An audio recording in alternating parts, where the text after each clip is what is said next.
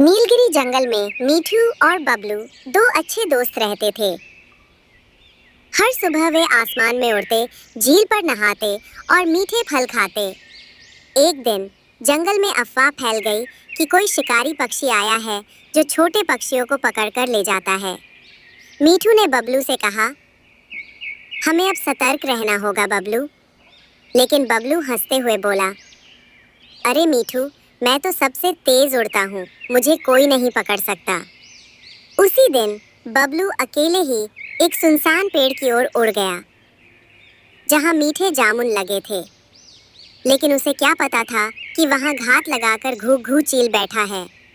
जैसे ही बबलू पेड़ पर बैठा, घू-घू झपट्टा मारने ही वाला था कि अचानक मीठू तेजी से आकर चील की आंखों में धूल फेंक देता है।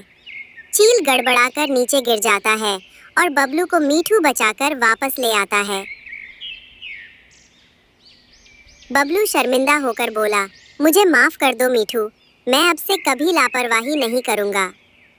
मीठू हंसते हुए बोला, दोस्ती का यही तो मतलब है, एक दूसरे की मदद करना। सीख, अहंकार से बचो, दोस्तों की बात सुनो और हमेशा सतर्क रहें। एक दिन गप्पू और झप्पू जंगल में उड़ते उड़ते थक गए। झप्पू बोली, गप्पू, हमें कुछ नया करना चाहिए। गप्पू बोला, चलो फिर उड़ते हैं उस पहाड़ की ओर। कहते हैं वहाँ जादुई बीज है, जो खाओ तो उड़ान तेज हो जाती है। वे दोनों उड़ते हुए पहाड़ की ओर गए। रास्ते में उन्हें बूढ़ा उल्लू मिला। उल्लू बोला, जादुई बीज पाने के लिए पहेली हल करनी होगी। सुनो, एक पेड़ जिस पर ना पत्ता ना फूल, फिर भी सबसे ज्यादा फल वही देता है। गप्पू चकराया, पेड़ बिना पत्तों के, ऐसा कैसे हो सकता है? झप्पू मुस्कुराई, समझ गई, जवाब है ज्ञान का पेड़, किताब।